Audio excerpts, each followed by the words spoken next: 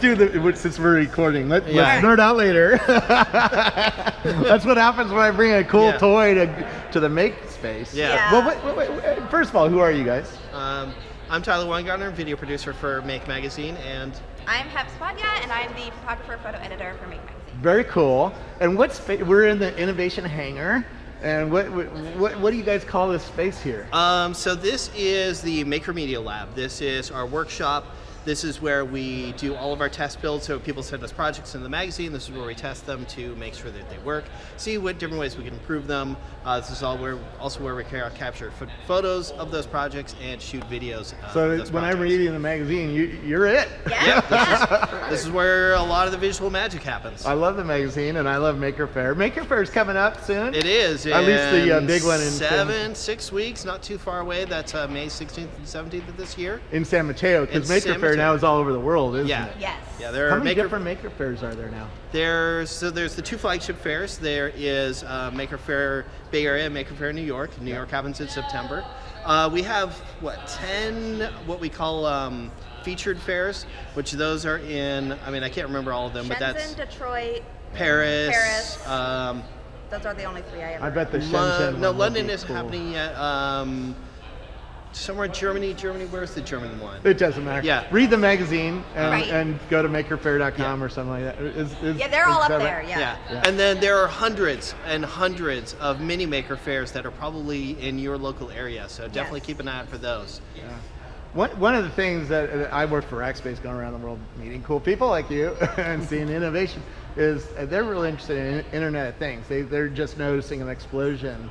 Or we are noticing an explosion of little boards that are being put into all sorts of things, from baby bottles to glasses to drones. Yes. Drones are sort of Internet of Things too, right? They're becoming a little bit more Internet of Things. They're becoming a little bit more autonomous, doing all kinds of interesting, automated things. I mean, that FAA regulations just came out, or at least they've been proposed. They haven't been codified yet.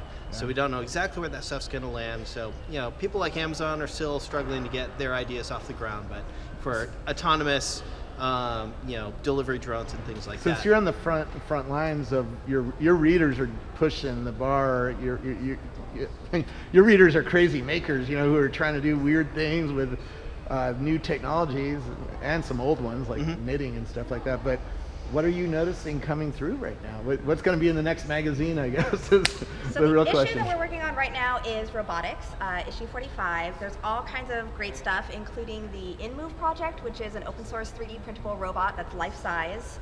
It goes all the way down to, right now, I believe it has quads, and they're still actually in the process of designing it. It started out with this special effects guy that needed to build a hand for a movie prop. So he designed a hand, he 3D printed it, he wired it up, he got it moving, and he decided that this was super cool, and he put the plans online. And then the community kind of came up around it, and they're continuing to contribute to design new armature for it. There's a whole new color armature scheme that they came out with where it's gray instead of white. We had somebody bring one in here and photographed it, and so my background is in fashion, so I've done a lot of fashion shoots, and this was the coolest cover shoot I've ever done, because I got to be like, can you move the robot's head up a couple of inches? And he would get on his laptop and the robot would move around. It was pretty awesome. Fun. Sounds like you guys have such a fun job. I mean, playing with drones and robots. Basically the most fun job. Materials and 3D print. I'm sure there's a bunch of 3D. I was going to just indicate the 3D Come on, let's go. as a tie-in off the robotics, one of the other cool open source, open hardware things that have come out of that InMove project is a design for a robotic hand. And people have made available a template for that hand that people can print up on their printers at home. And it's a project called Enable, and it's a hand that when you close your hand forward, the hand, the fingers of the hand close. It's for a particular disability where children are born, unfortunately, without fingers. So this is an open source volunteer project where if you have a 3D printer, you can print these hands and deliver them to somebody who maybe doesn't have fingers and suddenly can get a lot more use out of their arm than they would have otherwise. That's and on our last issue, the issue before the last one, the last issue was drones, but issue 43 was wearables.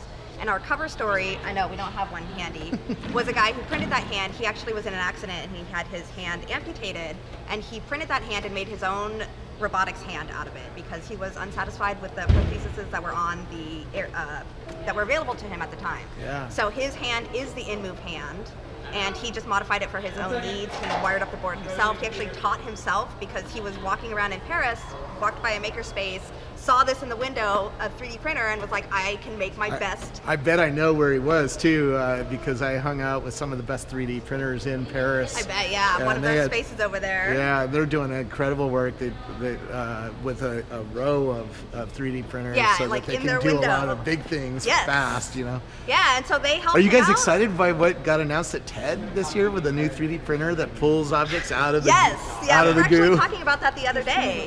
Yeah.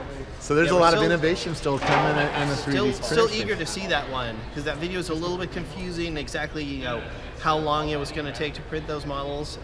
So yeah, we're sure it wasn't real time what the video is showing. It was. I was watching it live. It was live on stage. Oh, that's incredible. Right. Yeah. Dude, The video you saw was actually live on stage, and it was being pulled right out of the goo, and it's really fast. And they claim they can even speed it up over what's in the video. So oh wow, I that's can't going to wait. really revolutionize 3D printing right there because as you can see, we have several printers here, but often it's like a 20-hour, 5-hour, many-hour print thing, even to get something small. Yeah. So like the ability to rapid prototype is kind of hindered by that. When you want your prototype next day, it really is the next day.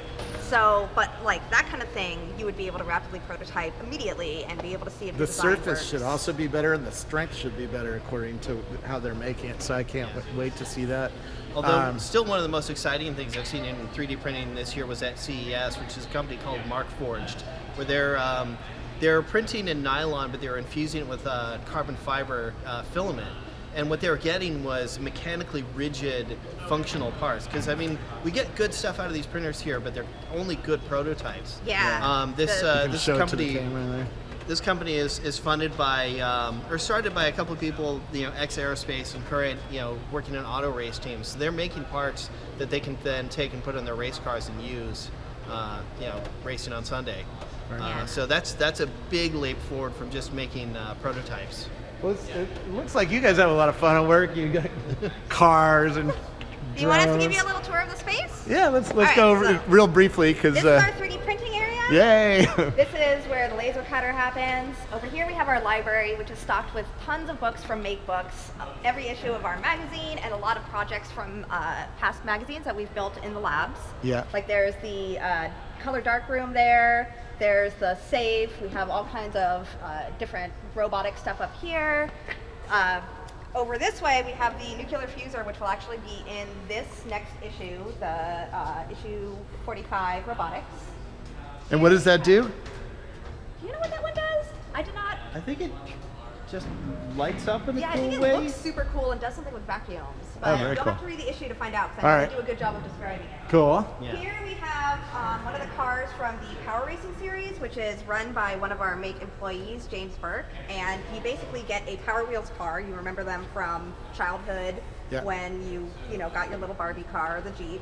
And then you soup it up and mod it up with a better frame and better batteries and get it as fast as possible. And then there's a racing series that happens at Maker Faire. That's awesome. Yeah, it's $500 a vehicle budget electric car racing series. So you We're have- gonna run out of time because my cards fell out. Who are you? Since you just walked into our This is my best video. friend Renee. She works at Autodesk. She's just here hanging out with me today. We got to get over to Autodesk because Autodesk has a great do, yes. corporate We space. do. We have an amazing workshop actually at Pier 9 with all sorts of world-class tools and machinery, and we have artists and residents who come by and make crazy new stuff with the technology. So it's definitely worth a visit if you That's can the get kind in. of company I want to take. This is one of my first videos with this new 360 camera.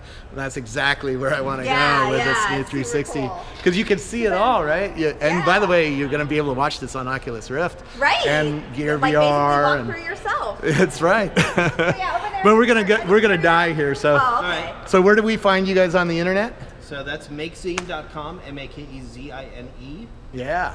Yeah, that's where And we Maker are. Faire. And at Maker Faire. And makerfair.com. So you can go there to learn more about Maker Faire and find out where your closest local mini Maker Faire is. Well, thank you so much for giving me a little tiny tour. Thank you. And people who are interested, this is sort of open to the public, or can they come in and get classes? Wednesday through Friday, I believe there are people Wednesday here. through Sunday.